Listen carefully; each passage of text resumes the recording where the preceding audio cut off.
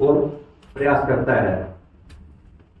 वैसे तो राजीव जी ने जब ब्लॉग लेखन शुरू किया था तो उसका शीर्षक ही रखा हंसते रहो, तो इसी से अंदाजा लगाया जा सकता है हंसते रहो।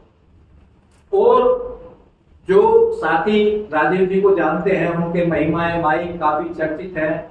और फिर एक विधा इन्होंने पकड़ी जो शास्त्रीय मापदंड पर ना तो दोहा है, ना ही चौपाई है, ना ही कोई शेर है।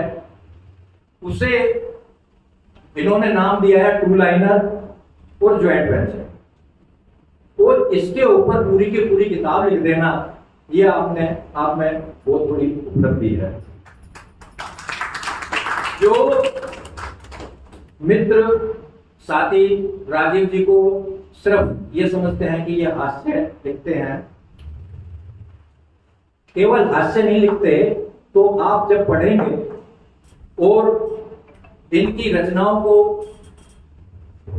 गहराई से देखेंगे तो मुझे याद आता है सतसैया के दोहरे, रचनावली के तीर देकर मैं छोटे लगे घाव करे गंभीर।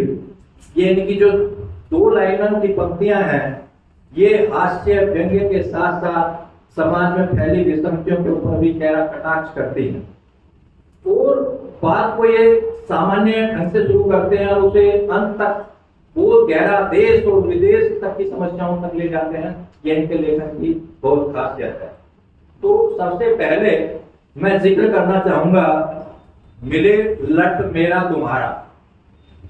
मैंने इसे पढ़ा मित्रों, दो लाइनों में इतनी गहरी बात इन्होंने की है।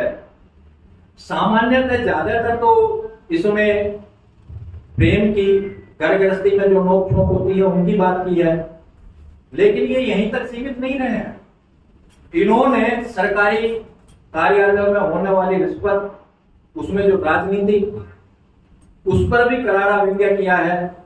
और देश की समस्याओं पर भी दो लाइनों में वो गहरी बात कह दी है जो सामान्यतः सोचते हैं कि नहीं कही जा सकती साधारण व्यक्ति के द्वारा। कुछ नमूने मैं आपके सामने रखता हूं।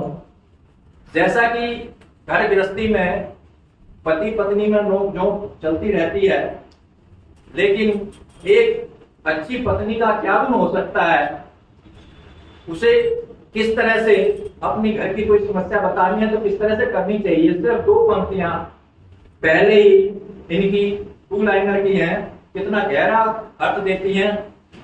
कुशल छेब सब पूछ के मारा लट उसकी पूछ पर। यानी ऑफिस से अगर कोई पति आया है तो सबसे पहले उसे पानी पिलाओ, कुशल से पूछो और घर की समस्याओं फट देना से इसको रखो। तो ये दो लाइनों में राजीव जी ने बहुत गहरी घर गृहस्थी की बात कर दी है।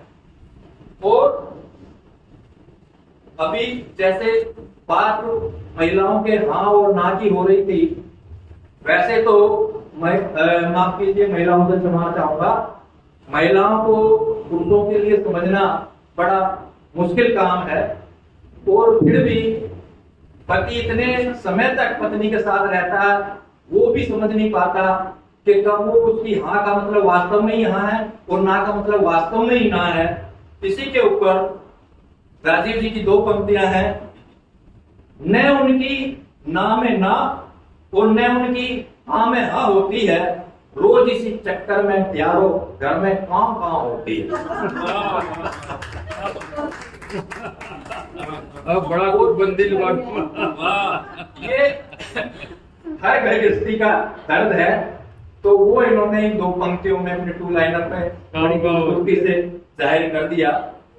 और राजीव जी क्योंकि पंजाबी समाज से आते हैं, तो इन्होंने पंजाबी भाषा का बड़ी खूबसूरती से प्रयोग किया है। नवजोत सिंह सिद्धू, उनकी एक काफी पॉपुलर पंक्तियां होती हैं चक दे फट्टे, इन्होंने भी इसका प्रयोग किया है। और उसमें जो बात कही है, चक दे फट्टे हुन नप दे किल्ली, मैं के गई पंजे मारन वाली बिल्ली।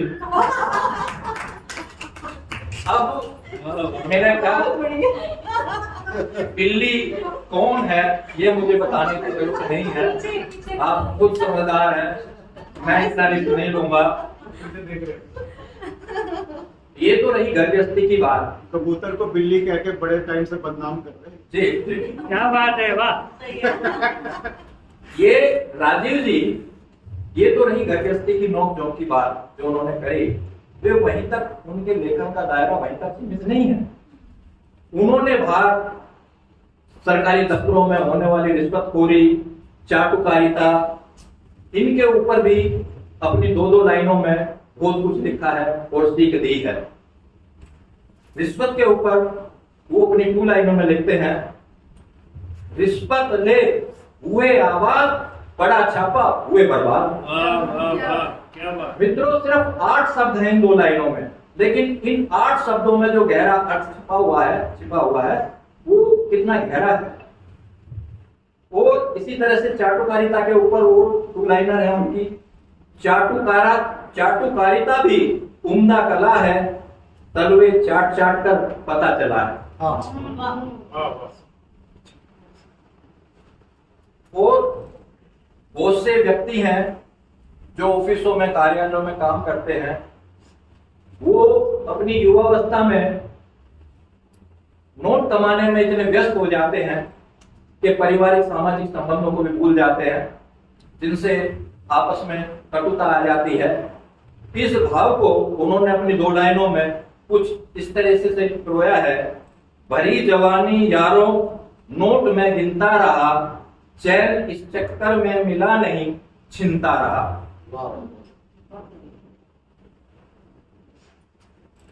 और जैसा कि समाज में झूठ का बोलबाला है, सत्य से काम नहीं चलता, उसके ऊपर भी वो लिखते हैं, जिस दिन से मैंने झूठ बोलना छोड़ दिया, हर सुख सुविधा ने मुझसे मुंह मोड़ लिया। इसके बाद ऑफिस से निकलते हुए आजकल की जो स्वार्थी राजनीति हो गई है, उसके ऊपर राजीव की कलम ना चले, ये हो ही नहीं सकता।